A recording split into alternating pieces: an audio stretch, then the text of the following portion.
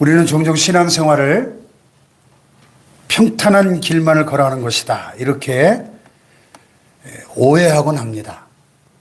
예수를 잘 믿으면 만사형통해서 사업이 늘 잘 되고 자녀들도 잘 되고 건강해 보게 따라올 것이다, 이렇게 기대합니다. 물론 하나님은 복을 주시는 분이시죠. 하지만 성경을 더 깊이 들여다보면 믿음의 길은 온실 속의 화초처럼 편안하게 보호받기만 하는 것이 아니고 때로는 거친 비바람이 몰아치는 광야와 풍랑이 일어나는 바다 한가운데를 통과해야 한다는 사실을 발견하게 됩니다. 아멘. 네. 오늘 우리가 함께 읽은 이 본문은 너무나 유명한 사건이죠. 바로 예수님께서 풍랑이 일어나는 바다 위를 걸어오시고 베드로가 그 물 위를 걷다가 빠지는 장면입니다. 오늘 이 말씀을 통해서 고난의 신비, 그리고 그 속에서 우리가 붙들어야 될 믿음의 본질에 대해서 함께 나누려고 합니다.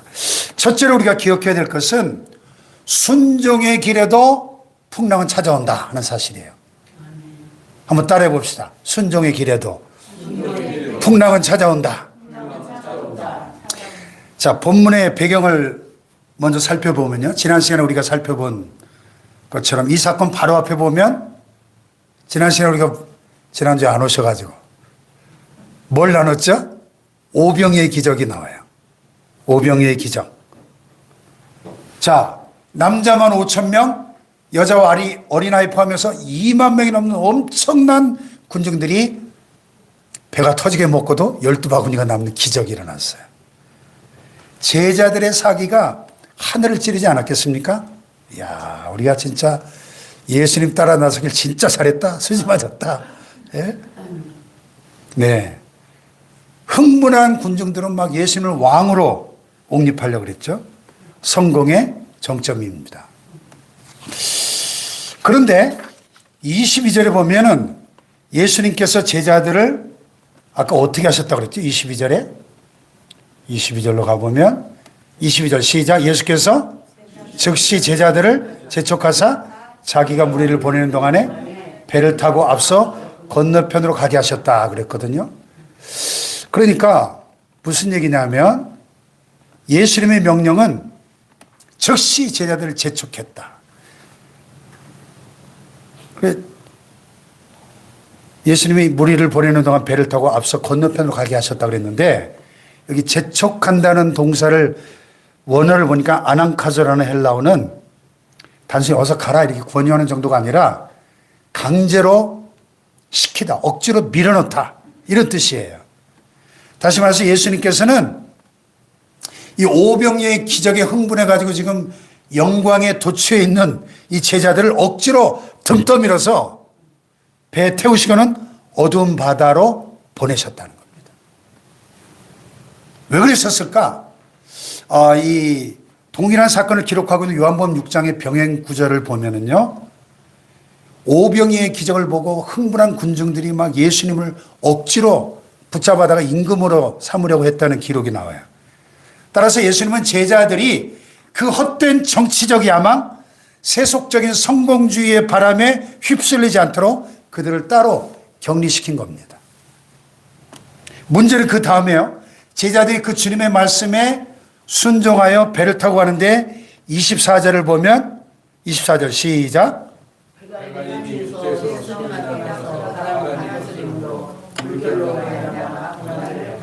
네.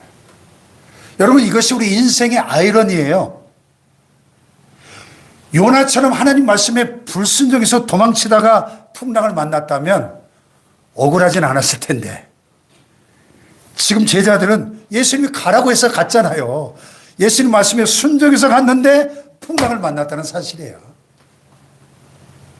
혹시 여러분 가운데 하나님, 제가 주일 성수도 이렇게 잘하고 11조도 따박따박하고 교회 봉사도 이렇게 열심히 하는데 왜 제 사업적인 이런 어려움이 닥치죠?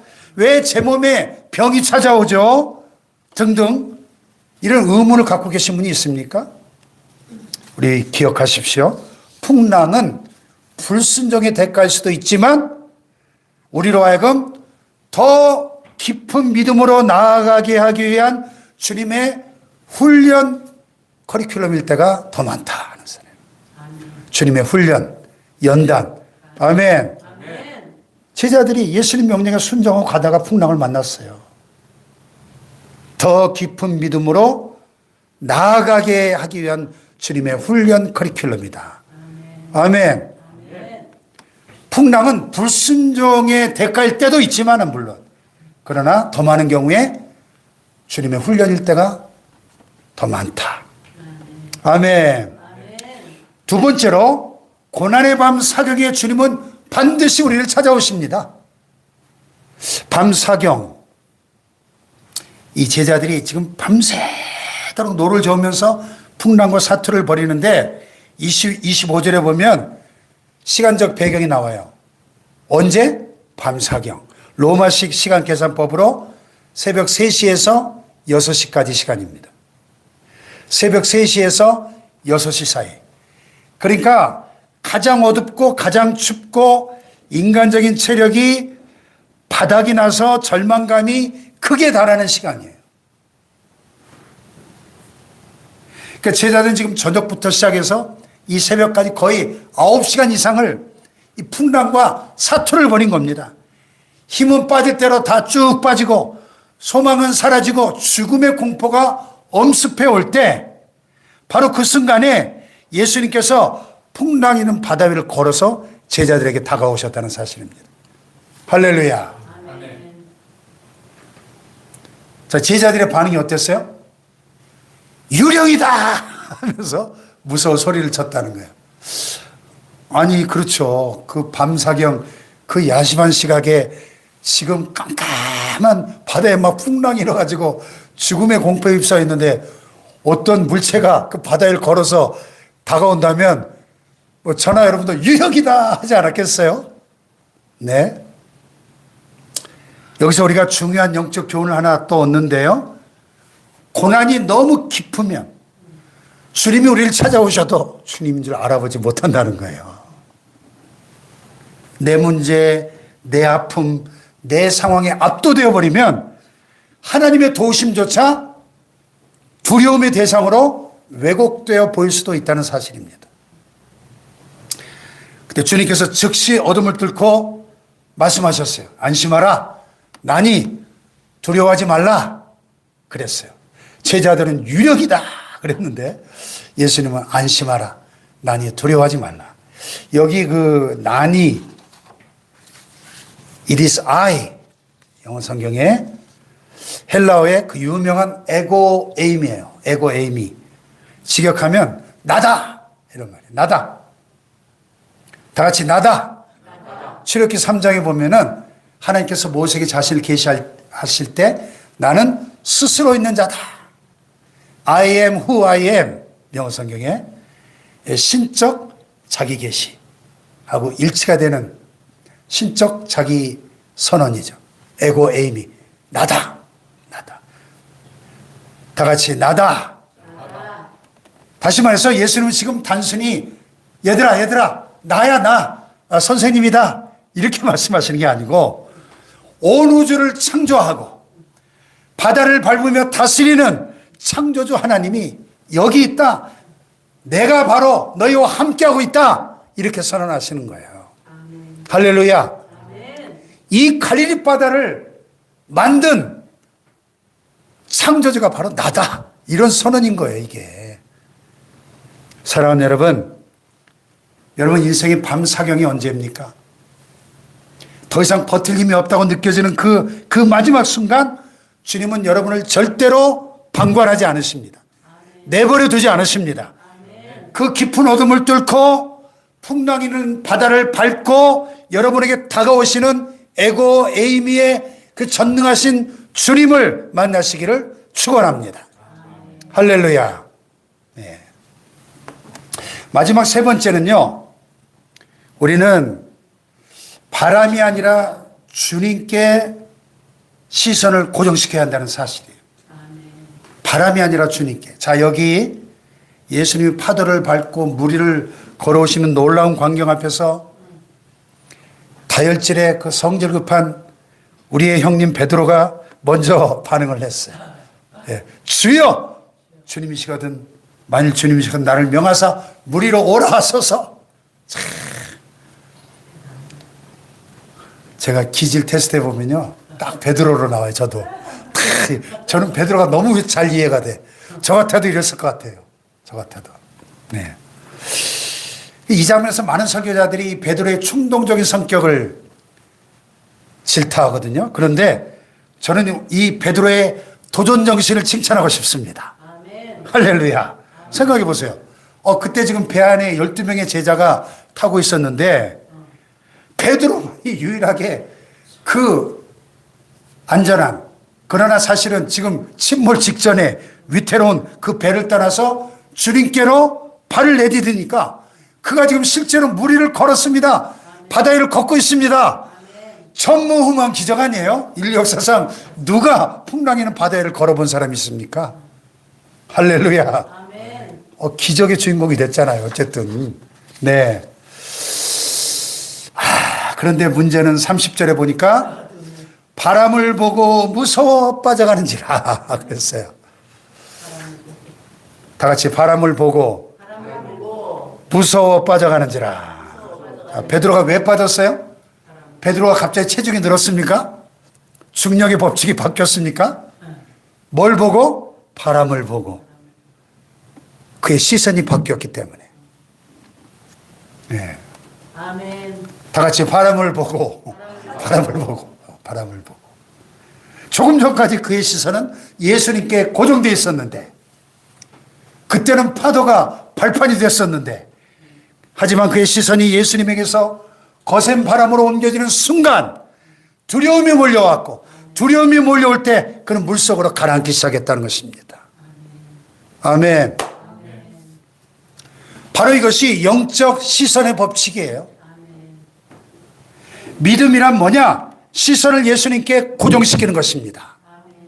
따라해 봅시다. 믿음이란 시선을 예수님께 고정시키는 것이다. 반대로 그러면 의심은 뭐냐? 의심은 시선을 예수님이 아니라 환경과 바람에 두는 것이죠. 예수님이 즉시 손을 내밀어 베드로를 붙잡으시며 뭐라 그랬어요? 믿음이 작은 자여 왜 의심하느냐 그랬죠. 다 같이 믿음이 작은 자여 왜 의심하느냐. 그런데요 여기 의심하다는 이 헬라어 원어가 참 재밌습니다. 디스타조라는 단어인데요. 이 디스타조는 두 단어의 합성어인데 두를 뜻하는 디스와 선다는 뜻의 스타시스의 합성어예요. 그래서 의심이 뭐냐? 두 갈래길에 서는 거예요. 두 마음을 품는 겁니다. 네.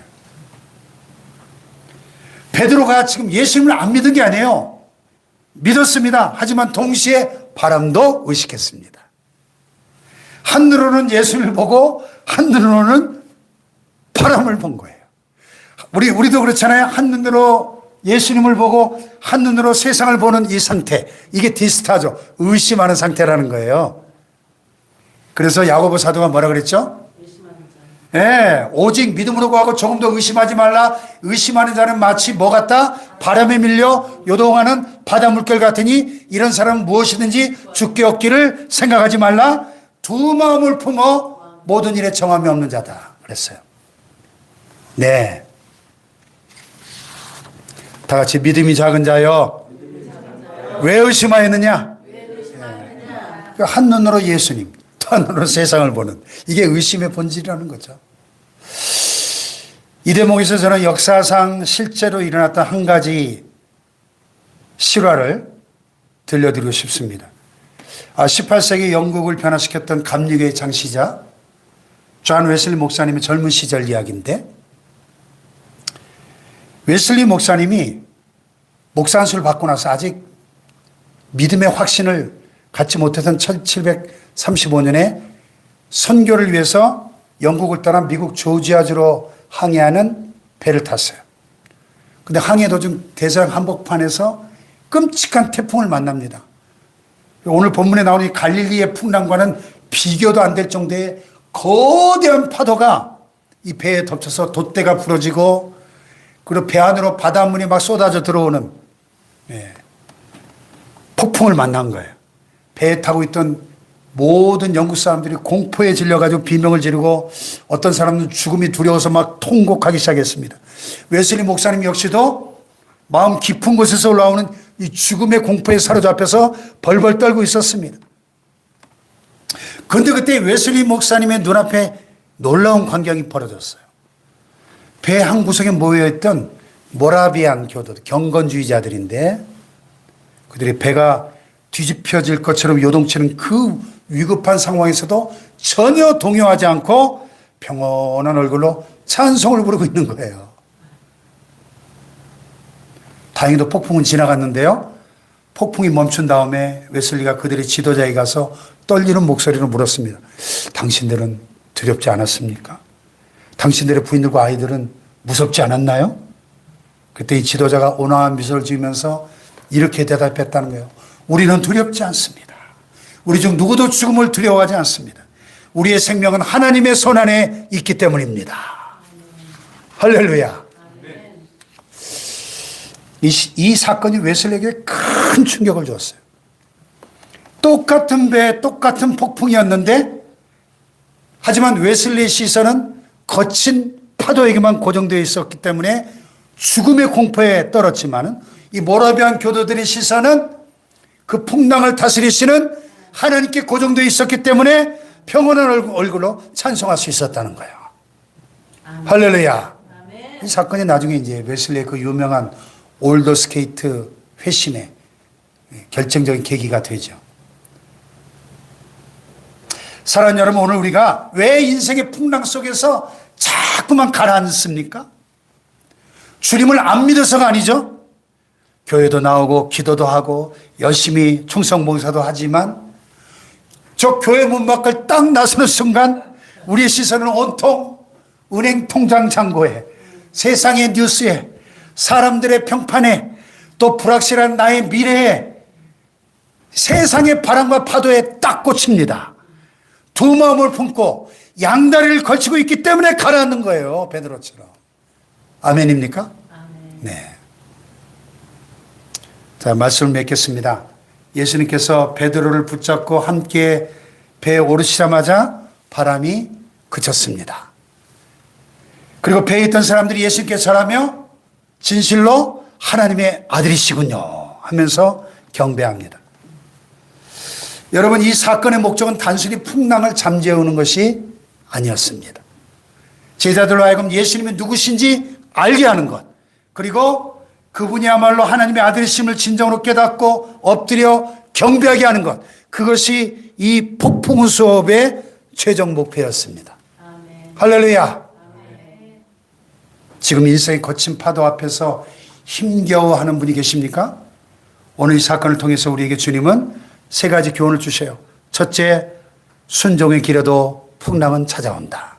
다 같이 순종의 길에도 풍랑은 찾아온다. 이 고난은 주님이 모르시는 사고가 아니고 그분의 주권 아래에 있는 훈련이었다는 사실을 기억합시다. 할렐루야. 두 번째로, 가장 어두운 밤 사경에도 주님은 파도를 밟고 우리에게 다가오고 계십니다. 할렐루야. 따라합시다. 가장 어두운 순간 주님은 파도를 밟고 오신다. 할렐루야. 마지막 세 번째로, 그러므로 환경을 보지 말고 문제를 보지 말고 여러분을 향하여 손을 내미시는 예수 그리스도께 시선을 고정하시길 바랍니다. 아멘. 할렐루야. 아멘. 믿음은 시선을 주님께 고정시키는 거예요. 아멘. 그리고 외치세요. 베드로처럼 주여 나를 구원하소서. 다 같이 주여 나를 구원하소서.